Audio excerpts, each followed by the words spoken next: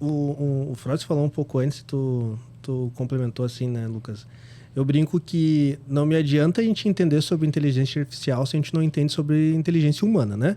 Então, assim, se eu sou um profissional que não tenho muito claro de que forma que eu vou utilizar a inteligência artificial para beneficiar o meu resultado profissional, eu vou ter um resultado ruim. Então, se eu pedir coisa errada, se eu botar um input errado, eu vou receber um output errado. Então, a inteligência artificial ela vai fazer na primazia aquilo que tu está solicitando para ela. Só que um dos maiores problemas que a gente tem dentro dos profissionais é eles não terem muita clareza do que deve ser feito. Então, um advogado não ter uma clareza de que forma que ele tem que analisar aquele contrato, qual é o resultado que ele busca sobre isso. O desenvolvedor é a mesma coisa. Eu não sei qual é a solução, a feature, ou de que forma que eu tenho que pensar a solução desse produto, desse software. E não me adianta ficar pedindo para o ChatGPT, para o Gemini, que ele não vai trazer o resultado que tu busca, né? Então, eu sempre falo, cara, não adianta a gente ter... Se no futuro a gente tiver muitas pessoas com alto conhecimento sobre inteligência artificial, mas pouco conhecimento sobre inteligência humana, o resultado vai ser péssimo também. Mas eu me preocupo bastante que um profissional bem qualificado, então pega lá um Matheus, pega o Lucas, pega o Lion, que nenhum de nós aqui somos profissionais plenos, né? Somos já profissionais sêniores que têm bastante conhecimento de mercado, sabe cada um na sua área. A gente, com esse tipo de ferramenta, a gente consegue ter uma potencialidade muito maior do que se a gente fosse trabalhar completamente sozinho. A gente sabendo utilizar isso é uma ferramenta que nos auxilia na busca dos resultados que a gente tá tentando alcançar. Mas isso, muitas vezes, pode substituir um profissional júnior, né? Então, essa é uma preocupação que eu tenho. Vou dar na minha visão sobre eu, Lion, trabalhando, e daí vocês veem se encaixa dentro do mercado de vocês.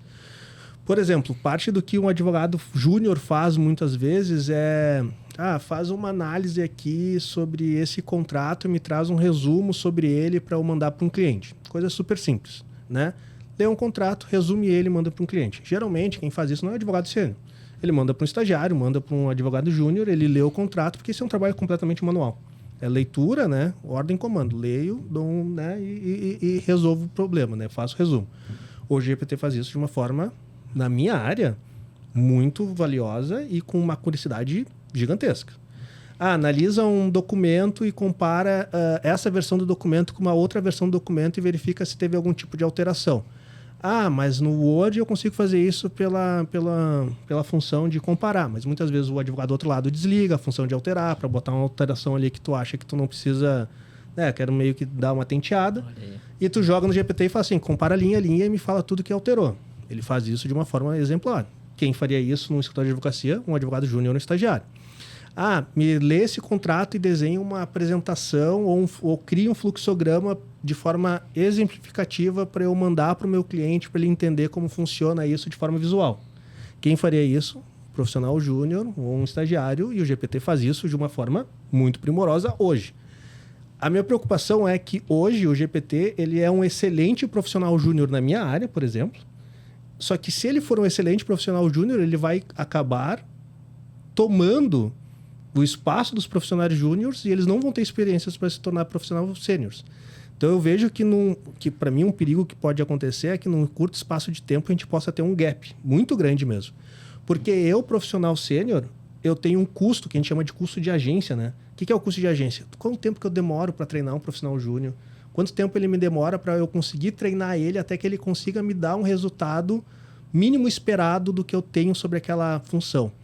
O custo de agência para tu começar a usar um GPT, um Gemini, para ele ser um profissional júnior, para ele entrar como auxiliar para ti, o custo de agência é muito baixo.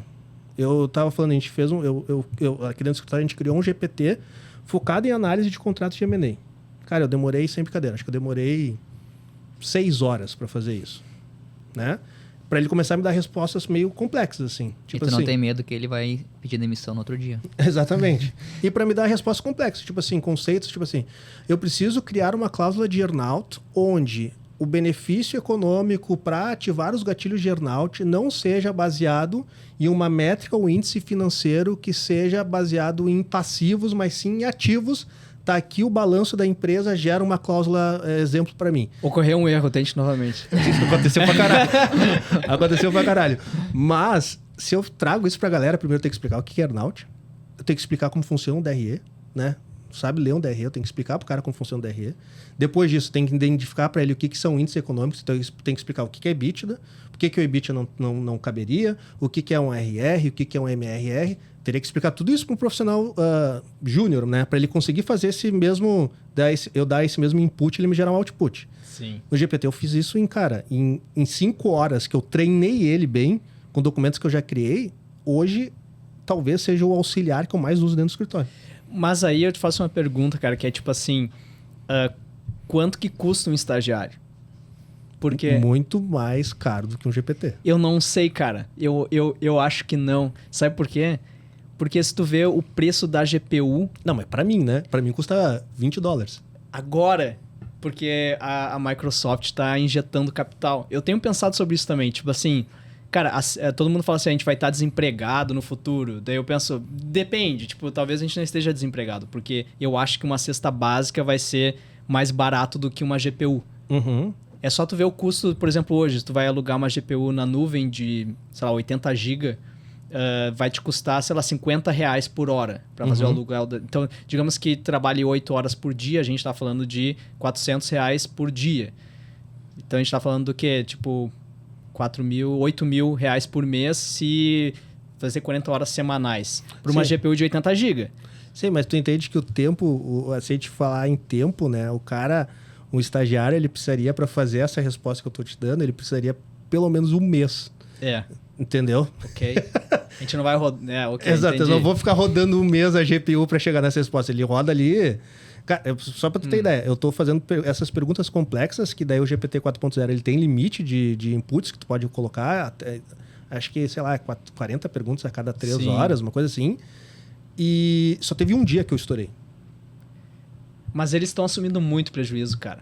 Não, o que a gente paga pra OpenAI não banca.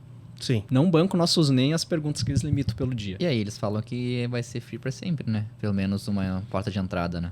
Uma porta de entrada. Mas eu acho que não vai ser free. Isso dentro de um contexto de evolução de tecnologia, né?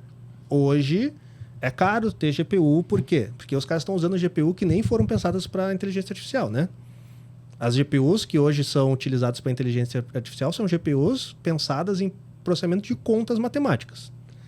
Porque, na verdade, tipo assim, a GPU lá, tanto para jogos, né? Tipo, o jogo é tipo vetores, são vetores multidimensionais, são matrizes, né? Uhum. De N dimensões. Então, basicamente, a GPU é ótimo para te multiplicar matrizes. Uhum. E toda aquela parada de rede neural, machine learning e tal, basicamente tu tá multiplicando matrizes de pesos. Né? Uhum. Então, é por isso que a GPU faz essa multiplicação muito mais rápida do que se a gente fosse usar uma CPU, né? Sim, mas não foi pensado para isso. Não foi pensado para isso. Então... E a gente tem que ver o que vai ter da TPU lá do Google, né? É o Tensor... eu entendo que os custos realmente são bizarros. Custo daí é o custo real, né? Não o que a gente paga aqui, né? Sim. Os custos são bizarros. Daí tem custo de eletricidade, eficiência. Mas isso, cara, a tecnologia você sabe muito melhor do que eu, né? A tecnologia, ela tá... A tecnologia de infraestrutura, de hardware, de tudo mais, ela vai crescer de forma exponencial. Então, o que é custoso para nós hoje, daqui a 5 anos, não vai ser mais tão custoso. Eu ia falar que a tendência normalmente das coisas é abaixar o preço, né? Baratear, né? Baratear. Tendência Apesar que nos últimos anos as placas de vídeo tudo aumentou o preço, né? Sim, mas Porque não é exponencial, não é? Não tem Ah. a gente não sabe ainda qual é que tem um nome pra isso. Eu esqueci agora, cara. A curva de... De inflexão. É uma curva É, a curva que, tipo assim, nada cresce exponencialmente pra sempre. Sim, Exatamente sim. isso, né? Sim. A gente não sabe que parte da curva a gente tá, né? A gente vai chegar num... Vai fazer Ela um vira S um lá, círculo depois. Mas eu ainda acho... Eu ainda acho que primeiro que o nosso cérebro não funciona totalmente diferente. Eu acho, a gente não sabe, né? Como que o nosso cérebro funciona. Mas tem gente que fala que funciona totalmente diferente do GPT. Inclusive, eu tava vendo um tweet do cara que é head de... Porra, o cara é head de inteligência artificial da Meta. Uhum. E ele tá batendo muito na tecla que, tipo assim... Não, a gente não pensa em linguagem natural. Ele começa a questionar, tipo assim... Sim. Uma criança ainda não aprendeu a falar, quer dizer que ela não raciocina ainda? Ok, será que ela fala, tem diálogos internos internos para fazer alguma coisa ou já existe uma inteligência ali que não depende da língua, né?